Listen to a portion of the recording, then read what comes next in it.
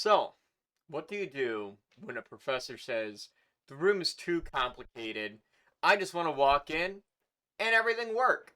Well, it can be easy, it can be hard, but there are some pretty interesting things that you can do that I found out were kind of neat. So I wanted to show you a couple of things. Normally, when you go into a room, you have to go in, hit the touch panel, hit this big green button, and then everything starts up for you.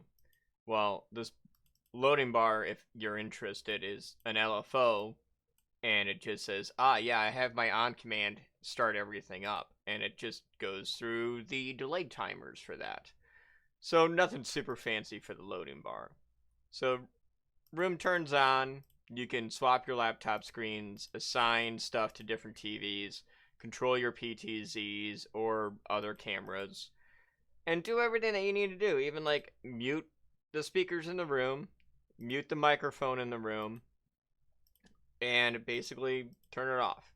So, what if you just wanted to just walk in and have everything work? Well, that's kind of where I'm using my PTZ, weirdly enough. So what we're doing here is we're going to grab from auto framing enable face count and grab the face count integer. So this is an integer because it's just going to count how many faces does it see. Okay.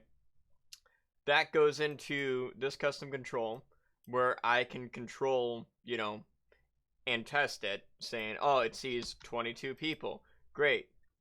More than 12. You can adjust the integer however you want.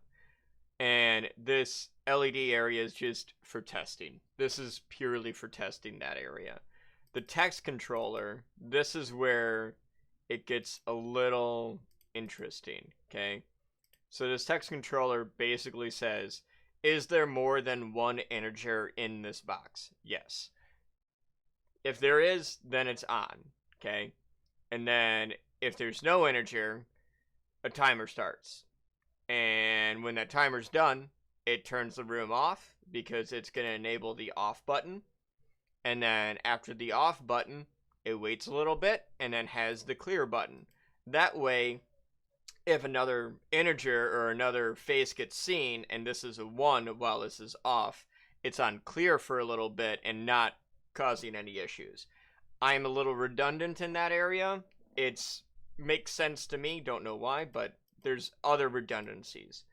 So then we go into the other area of, oh no, I have too many calls because this room is stuck in a loop. Disable the toggle button. Run this area, the on button, to an LED saying, yes, this is true, and the toggle button. Both of them has to be true for this logic statement and to actually function, and then that goes into starting the room. So if this toggle button isn't on, it ain't going to start up like AI wants it to, because I thought it was funny to call this AI when it's not. And it just makes sense to me. Don't know why. But then it goes into a control delay, allows, this to get played. This is basically a startup song for the room, which is Queen, We Will Rock You.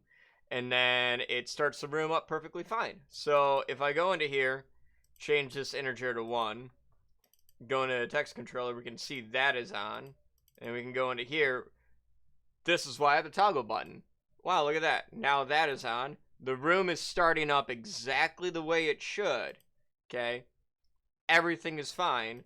But even if this was off here, now this is fully on until that timer ends, and then it will be off. And then when that timer of off ends, it will be on clear. So that way, we're not trying to get stuck into a loop, and there's probably an easier way to do this, but I figured this would be something cool to kind of show off, and something a little neat that I ended up doing that worked out. Is it going to be in every single classroom? No. Is it going to be in some of the classrooms? Maybe. Is it 100% I just really like this one professor and they're a funny person, so I want to mess with them? A little bit. But either way, hopefully this inspires you to do something. And if you want me to share this design, let me know. It's a very basic design. We're just using an NV21, NV32 7-inch touchscreen, NC110, and a PTZ, the Q-Sys 12x80. So really basic design. And yeah, if there's anything else, let me know.